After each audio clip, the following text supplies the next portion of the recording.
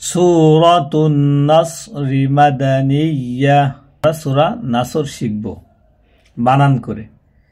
বিসমিল্লাহির রহমানির রহিম। ইযা জাআ নাসরুল্লাহি ওয়াল ফাথ। হামজা জের ই। অনেকে ভাবতে পারেন এটা তো আলিফ, হামজা কেন বলতেছি? আলিফে জবর জের পেশ আসলে বা সাকিন তাসদিদ যাই আসুক না কেন, আলিফ হামজার উচ্চারণ দিয়ে, এজন্য সহজে আমরা হামজা পড়ি। হামজা জের ই। জাল আলিফ জাবর জা। খালি আলিফ, আলিফটা কিন্তু খালি, তো খালি আলিফের ডাইনে জবর আসলে এক আলিফ টান হবে, এজন্য জালে টান হচ্ছে। জাল আলিফ জাবর জা ইজা। জিম আলিফ জাবর জা। দেখেন এখানে 4 আলিফ টান আছে এই জিমে। এটা বোঝানোর জন্য কোরআনুল কারিমে এই যে একটা মোটা চিহ্ন দাগ দেওয়া দেখতে পারতেছেন উপরে, হ্যাঁ, এই জন্য এখানে কি হবে, এই জিমের হরকতে 4 আলিফ টান দিয়ে পড়তে হবে। এখানে অনেক কায়দা আছে, যাই হোক আমরা কায়দার দিকে না যাই, সহজে বুঝি। এখানে 4 আলিফ টান হবে কারণ উপরে এখানে মোটা একটা চিহ্ন দেওয়া আছে, দাগ দেওয়া আছে। জিম আলিফ জাবর জা ইজা জা। হামজা জাবর আ ইজা জা আ। নুন সদ জাবর নাস। রা লাম পেশ রুল নাস রুল। লাম খারা জাবর লা নাস রুল ল।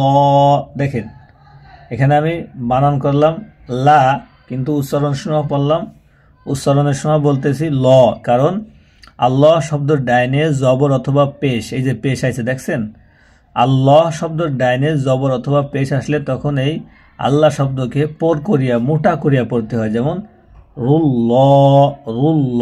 এখন আমি যদি এখানে রুল লা পড়ি তাহলে পাতলা হয়ে যাবে, এটা সঠিক না, এটা ভুল, এটা মনে রাখতে হবে। আল্লাহ শব্দের ডাইনে পেশ অথবা জবর আসলে তখন এই আল্লাহ শব্দকে মোটা করে পড়তে হয়, হ্যাঁ। তাহলে নাসরুল্লাহ হাজেরহি নাসরুল্লাহি।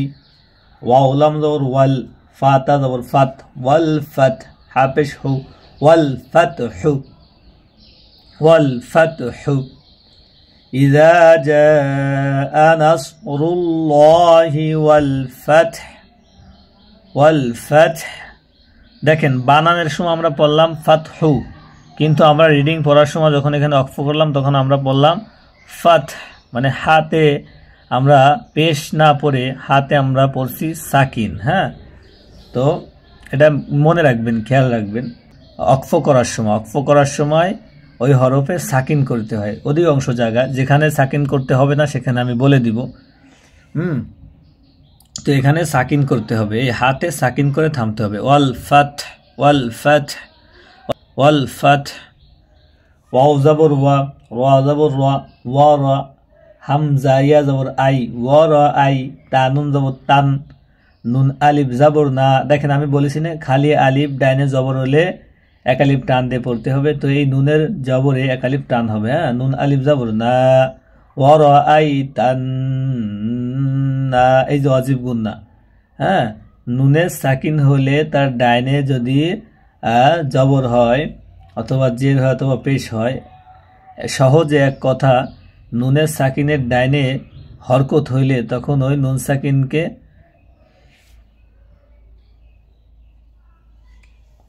ওয়াও জাবর ওয়া, রা জাবর রা, ওয়া রা। হামজা ইয়া জাবর আই, ওয়া রা আই। তানুন জাবর তান, দেখেন এখানে ওয়াজিব গুন্না, তানুন জাবর তান, ওয়া রা আই তান। ওয়াজিব গুন্না কেন হয়েছে? কারণ নুনে তাসদিদ আইছে, ডাইনে হরকত আইছে, এই যে ডাইনে হরকত, জবর জের পেশকে হরকত বলে, তো এখানে জবর আইছে, এই জন্য এই নুনে ওয়াজিব গুন্না করে পড়তে হবে। তানুন জাবর তান, ওয়া রা আই তান। নুন আলিফ জাবর না, দেখেন খালি আলিফ ডাইনে জবরের জন্য এখানে নুনে টান হবে এক আলিফ। নুন আলিফ জাবর না, ওয়া রা আই তান না। সিন জাবর সা, ইয়া দাল জাবর ইয়াদ, সায়াদ সায়াদ সায়াদ। খ পেশ খু, লাম পেশ লু, খুলু খুলু খুলু। নুন জাবর না, খুলু না। ফায়াজের ফি ফায়াজের ফি ফায়াজের ফি দালিয়াজের দি ফি দি নুন লাম জের নীল ফি দি নীল লাম খারা দেবো লা নীল্লা হাজের হি নীল্লাহি হামজা ফা জবর আফ ওয়াও আলিফ জবর ওয়া আফ ওয়া এই যে খালি আলিফ ডাইনে জবর এই জন্য এখানে টান হবে আফ ওয়া ওয়া ওয়াও আলিফ জবর ওয়া আফ ওয়া জিম আলিফ দুই জবর জান আফ ওয়া জান ওয়ারাআইতান সায়াদখুলুনা ফি দীনিল্লাহি আফওয়াজান হ্যাঁ আফওয়াজান তাহলে এখানে আমরা যখন অক্ফ করব তখন এখানে জান হবে না আফওয়া যা এই যে এখানে দুইটা জবর দেওয়া হ্যাঁ এই দুই জবর থেকে আমরা এখান থেকে কি করব একটা জবর বাদ দিব যখন আমরা এখানে অক্ফ করব এমন একটা অবস্থায় যদি আমরা অক্ফ করি এই যে যদি কোথাও দুই জবরের ডাইনে খালি আলিফ থাকে এবং এখানে অক্ফ হয় তখন আমরা এখান থেকে একটা জবর বাদ দিয়ে আমরা এক আলিফ টান দিয়ে এখানে থামবো যেমন জিম আলিফ জবর যা আফ ওয়া যা তাহলে এখানে কিন্তু জিম আলিফ দুই জবর পড়া হচ্ছে না এখানে পড়া হচ্ছে হলো জিম আলিফ জবর যা হ্যাঁ অক্ফ করার সময় এখান থেকে একটা জবর ফেলাই দিয়ে আর একটা জবর দিয়ে এক আলিফ টান দিয়ে এখানে থামতে হবে এটাকে বলে মধ্যে আওয়াজ অনেক নিয়ম কারণ আছে যাই হোক আমি বলতেছি না কারণ আপনাদের মাথায় অনেকেই নতুন মাথার ভিতরে থাকবে না কঠিন মনে হবে যাই হোক এখানে যেভাবে আমি বলি সেভাবে আপনারা পড়ার চেষ্টা করুন তাহলেই হবে ফা জবর ফা সিন বা জবর সাব ফা সাব বা হাজের বিহ ফা সাব বিহ বাজের বি হা মিম জবর হাম বি হাম দাল জের দি বি হাম দি রবা জবর রব বাজের বি রব্বি আচ্ছা আমি তাসদিদ একটু বুঝিয়ে দিই তাসদিদ উপরে অনেক পড়ে আসছি যাই হোক এই যে তিন দাঁতওয়ালা যে চিহ্নটি আছে এই যে এটাকে বলে তাসদিদ এইটা যে হরফের উপর আসবে ওই হরফটা দুইবার উচ্চারণ হবে একবার প্রথম দিকে হরকতের সঙ্গে দ্বিতীয়বার নিজ হরকতের সঙ্গে হরফের সঙ্গে হ্যাঁ যেমন র বা জবর রব এ দেখেন র বারে ধরতেছে তাহলে র বা জবর রব তাহলে বা একবার উচ্চারণ হচ্ছে রব আবার বাজের বি তাহলে রব্বি তাহলে বা দুইবার উচ্চারণ হচ্ছে কেন বা দুইবার উচ্চারণ হওয়ার কারণ হচ্ছে বার উপরে তাসদিদ আইছে এই তাসদিদ তো এই তাসদিদ যে হরফের উপর আসবে ওই হরফ দুইবার উচ্চারণ করে পড়তে হবে রব্বি কাব জবর কা রব্বিকা ফাসাব্বিহ বিহামদি রব্বিকা ওয়াও সিন জবর ওয়াস তা গইন জবর তাগ ওয়াস্তাগ ফারাদের ফির ওয়াস্তাগফির হাপেশু ওয়াস্তাগফিরুহু বানানের সময় আমরা হাপেশ হু পড়তেছি তবে যখন আমরা রিডিং পড়ে আসব এবং এখানে অক্ফ করব তখন আর হাপেশ হু হবে না তখন এই হাতে আমরা সাকিন দিয়ে পড়ব হাতে তখন সাকিন দিয়ে পড়তে হবে হ্যাঁ ফাসাব্বিহ বিহামদি রাব্বিকা ওয়াস্তাগফির দেখছেন এখানে হাতে সাকিন হয়ে গেছে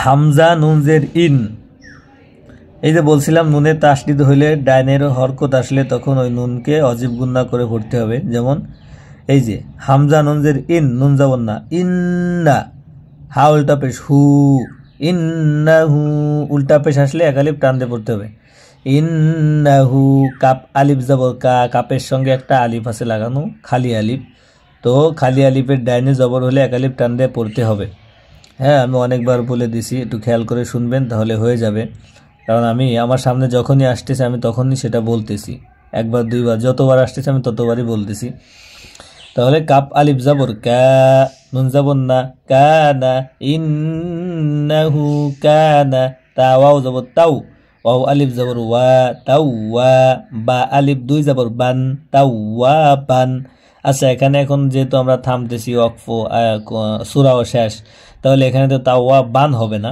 ঠিক এখানে আমি যেমন বলছি তেমন এখানেও দুইটা হরকত আছে এখানে দুইটা হরকত দেখছেন আমি বলছিলাম এখান থেকে একটা হরকত ফেলিয়ে দিয়ে এক আলিফ টান দিয়ে পড়তে হবে ঠিক এখানেও একটা হরকত ফেলে দিয়ে আর একটা হরকত দিয়ে এক আলিফ টান দিয়ে পড়তে হবে তাহলে কি হবে বা আলিফ জবর বা, হ্যাঁ উচ্চারণটা বা আলিফ জবর বা, তাহলে থামার সময় ওই উচ্চারণটা হবে বা আলিফ জবর বা। ইন্নাহু কানা তাওয়াবা, হ্যাঁ এই মদের নাম হচ্ছে মদ্দে আওয়াজ। আমি আরেকবার পড়ে আপনারা শুনুন। সূরাতুন নাসর মাদানিয়্যাহ, বিসমিল্লাহির রহমানির রহিম।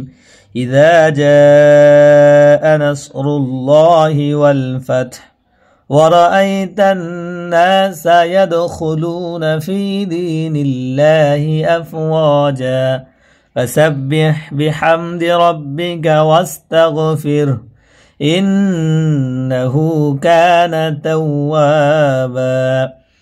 আপনাদের যদি মনে কোনো প্রশ্ন থাকে অবশ্যই কমেন্টে লিখবেন, আমি আপনাদের প্রশ্নগুলো উত্তর দেওয়ার চেষ্টা করব। অবশ্যই কোরআন শিক্ষা চ্যানেলটির পাশে থাকার জন্য সাবস্ক্রাইব করে রাখবেন।